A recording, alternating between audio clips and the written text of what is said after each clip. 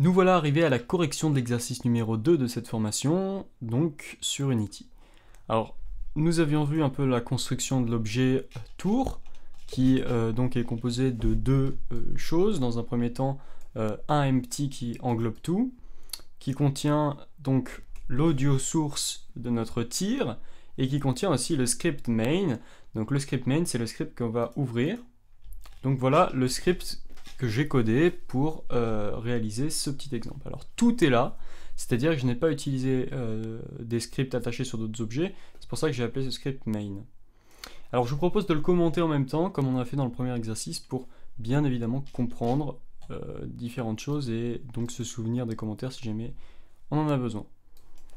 Donc, alors on commence par déjà déclarer des variables privées pour pas qu'elles soient apparentes dans l'interface. Donc ray mouse, c'est le rayon envoyé depuis la caméra pour la souris. Ensuite, on déclare it, donc ça je vais pas le mettre, hein. It c'est la variable que l'on passera donc en paramètre de la fonction recast. Hein. Position to look, c'est la position la position d'intersection du rayon et du plan. Alors je vais expliquer. Le plan que j'ai défini ici, c'est lui qui nous sert à donc récupérer le recast envoyé depuis la caméra. Donc pour faire tourner notre tourette, tout simplement, on prend à partir de la caméra donc qui se trouve là, on envoie donc un recast correspondant à la position de la souris. Donc je vous invite à voir la vidéo sur la souris dans le monde 3D si ce n'est pas déjà fait, pour comprendre. Donc on envoie un recast concernant qui est relatif à la position de la souris sur l'écran, et ce recast est envoyé et projeté donc sur le plan forcément à un moment ou à un autre. Et donc au moment où le recast est projeté sur le plan, eh bien on va pouvoir récupérer la position dans une variable que l'on a stockée de type vector3, puisque vector3 peut être aussi une position, et qu'on a appelé position to look. Alors direction to look, c'est donc le calcul que l'on va effectuer pour calculer la direction entre la tourette et justement position to look. Donc vecteur directeur pour la tour. Donc ensuite ici, ça, eh bien c'est tout simplement la variable qui va récupérer le projectile. Donc, je vais peut-être pas le mettre, hein, parce que c'est évident d'après le nom. Hein. Explode particle, c'est pareil, c'est évident, c'est l'effet de particules. Donc si on regarde, je ne les ai pas déclarés private. Pourquoi? Eh bien tout simplement pour pouvoir renseigner directement dans le script qui se trouve sur la tour. Eh bien j'ai renseigné à la main directement mon préfabriqué bullet ici, ainsi que donc mon explosion, donc mon système d'explosion, je l'ai pris, qui se trouve là, explode, et je l'ai glissé ici. Ensuite, si on continue sur notre script, on s'aperçoit qu'il y a donc shot speed. Shot speed, c'est la vitesse de la force que l'on va ajouter à notre bullet à chaque fois qu'elle sera ajoutée, c'est-à-dire notre projectile à chaque fois qu'il sera ajouté. Et dans la vidéo précédente, on avait dit donc justement qu'on avait mis une masse très très faible pour que justement cette force soit effective. Alors private var position bullet. Position bullet, c'est tout simplement une information qu'on va pouvoir récupérer par rapport à la position d'un objet que j'ai rajouté à l'intérieur donc de notre objet tour. Cet objet sera le point de départ de nos projectiles. Donc c'est de là qu'on instanciera nos projectiles. Donc il est parent de tour, il est enfant de tour, ce qui fait que quand on tourne la tour, eh bien le point de départ tourne avec. C'est pour ça que quand on tourne là, donc là le position bullet, excusez-moi, tourne aussi avec et reste par rapport à ses positions locales. Et si on tire, vous remarquez que la balle part, et aussi l'objet de particule part bien de notre objet position bullet. D'ailleurs, si on le sélectionne et qu'on joue, on s'aperçoit bien que la balle part du centre du gizmo ici. Donc, ici je vais le mettre. Alors des fois j'ai des problèmes avec mes espaces, on a déjà rencontré ce bug. Donc, point d'instance de la balle. Donc shot speed, c'est la vitesse de la balle.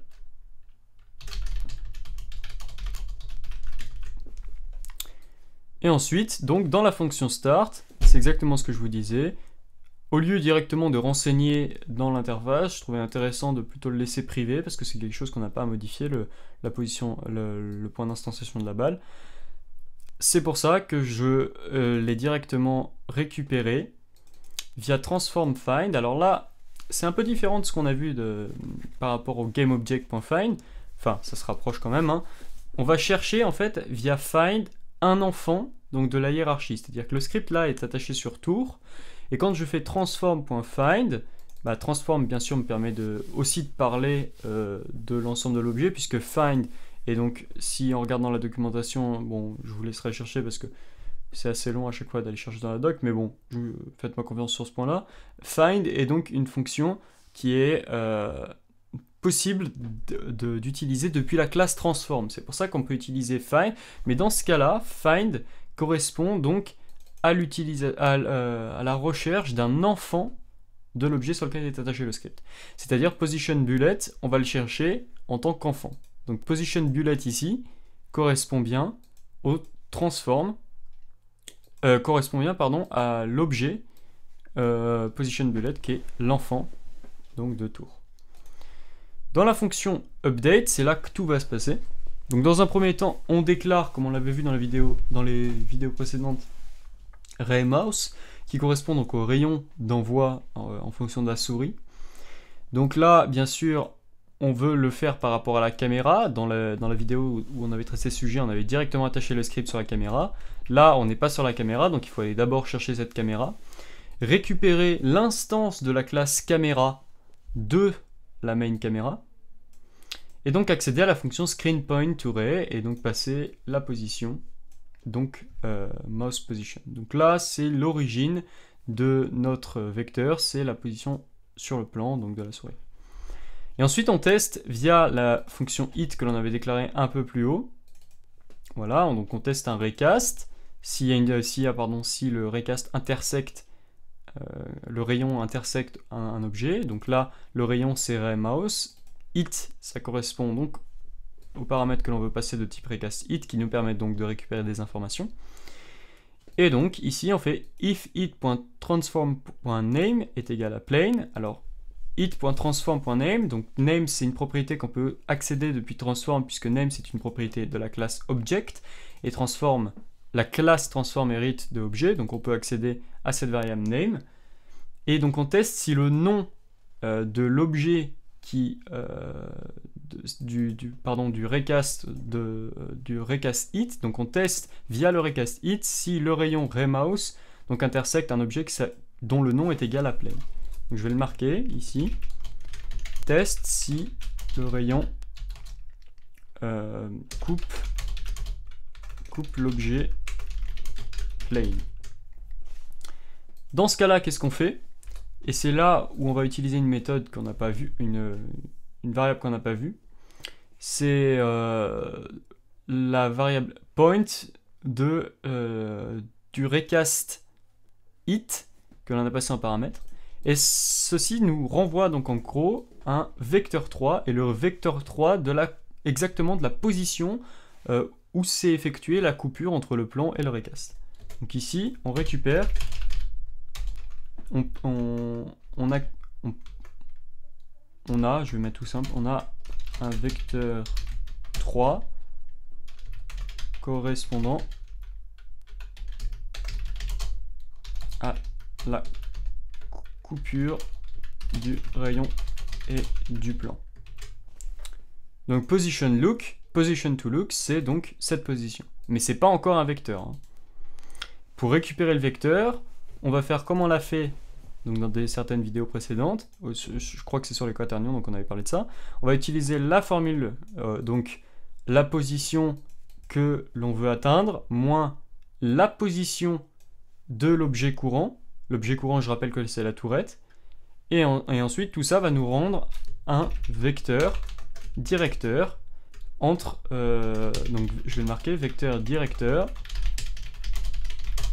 entre la tour et, le point de coupe. Le point de coupe, on va laisser comme ça. Le point de coupe, c'est ce que j'appelle le point de coupe, c'est quand le vecteur coupe le plan. Hein. Donc ici, on vient utiliser un quaternion qui va nous permettre donc de regarder dans moins la direction de toLook. Alors j'explique pourquoi. Parce que si je laisse le moins en fait et que je teste, et bien en fait mon canon est opposé à sa direction. Donc je rajoute un moins. Alors c'est dans mon cas, hein, ça dépend des objets 3D que vous avez.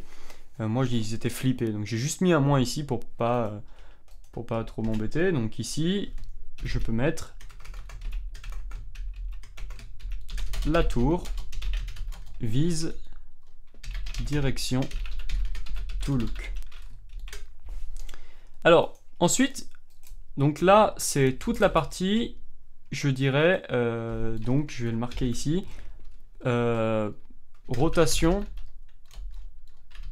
de la tour. Je vais même le marquer en majuscule parce que ça fera partie d'une grande section. Rotation de la tour. Et ensuite, à cet endroit-là, c'est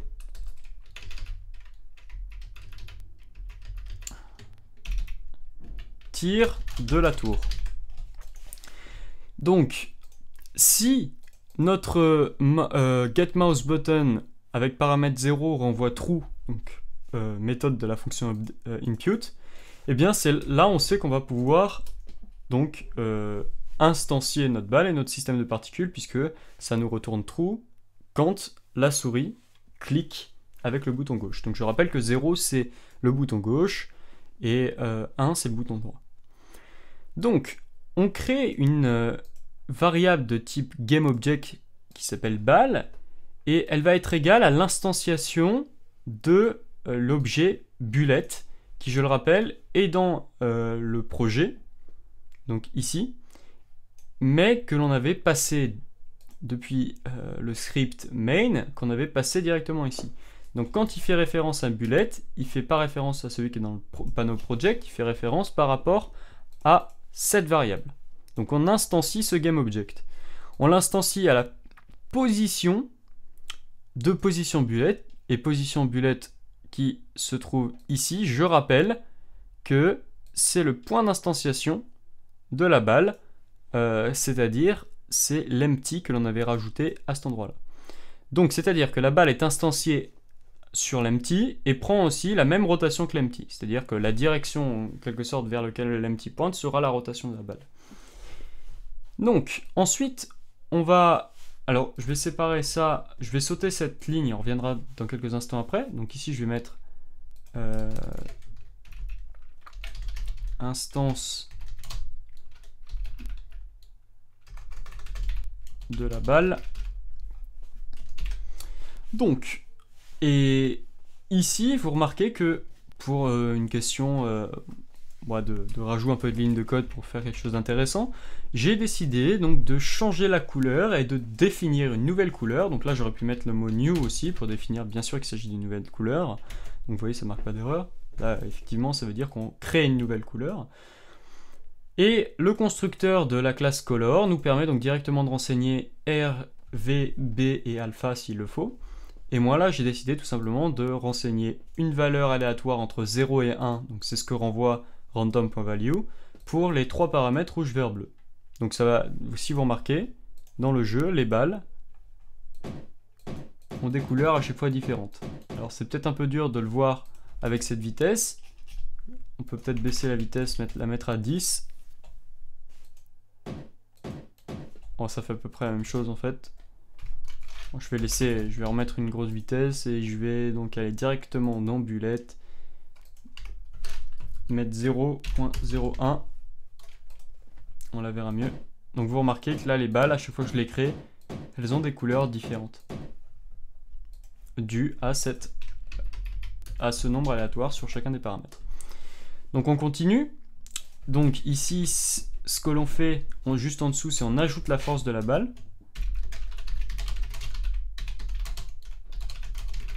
Comment on accède à l'instance courante de la balle? Et bien tout simplement par balle, hein, puisque c'est une variable qui, donc, c'est une variable de type ball qui se crée dans le bloc ici. C'est-à-dire qu'elle n'est pas globale, c'est-à-dire qu'on ne peut pas y accéder de n'importe où, on peut y accéder que ici. C'est-à-dire que une fois que l'on recliquera sur Get Mouse Button Down, on créera une nouvelle variable balle et on ne pourra plus accéder à l'ancienne. Donc ici, couleur de la balle. Donc je pourrais mettre la balle courante en quelque sorte. Donc ici, donc cette force que l'on ajoute, on vient donc dans un premier temps récupérer le composant rigid body de la balle, que l'on a vu en introduction dans le cours sur l'exercice, donc la présentation de l'exercice. Et ensuite on utilise la fonction add force qui nous rajoute une force, donc une force physique, et que l'on a multiplié par, alors positionBullet.forward, ça récupère donc la direction forward de l'objet empty qui se trouve devant le canon. Donc positionBullet.forward, ça nous renvoie donc un vecteur 3 avec donc les informations quant à la direction en avant de l'empty qui se trouve devant le canon. On le multiplie ensuite par shot speed et par time.deltaTime pour avoir donc une cadence par rapport au temps et non pas par rapport à la puissance de votre ordinateur. Et ensuite, bien sûr, au moment où l'on clique toujours, on lit le son.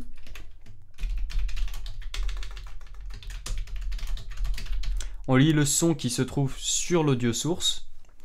Et ensuite, la destruction des objets. Alors, pour pas que ça prenne trop de mémoire, on détruit les objets quand on ne les voit plus ou quand on n'a plus besoin. Là, en effet, on peut détruire notre système de particules parce que si on regarde l'objet de particules, comment il a été construit dans Explode, eh bien, il a un temps de... alors, start lifetime, il a... Alors, excusez-moi, c'est duration. Il a un temps de 0,5, donc on peut le détruire après une seconde sans problème. Donc d'abord, on spécifie l'objet à détruire, et ensuite on spécifie le temps qu'il faut pour le détruire. Et pareil pour la balle, on la détruit après 3 secondes, puisque au bout de 3 secondes, elle est déjà loin, on n'a plus le temps de la voir. Donc vous remarquez que quand j'ajoute des balles, eh bien, il y a des objets qui se créent, mais les objets au bout de 3 secondes disparaissent pour les balles, et au bout d'une seconde pour l'objet explode, c'est-à-dire l'objet de particules. Donc voilà, on a fait à peu près le tour de cet exercice. Ça n'a pas été normalement très compliqué si vous avez suivi précédemment toutes les vidéos. J'espère que ça vous a plu. Si vous avez des questions, n'hésitez pas à me les poser en commentaire. Normalement, vous devriez être arrivé au même résultat hein, si vous avez suivi mon conseil, c'est-à-dire de faire l'exercice sans regarder la correction. Si c'est le cas, eh ben, je vous félicite et donc je vais vous faire d'autres vidéos pour pouvoir continuer à apprendre Unity. Eh bien, à tout de suite, justement, dans ces prochaines vidéos. Ciao, ciao!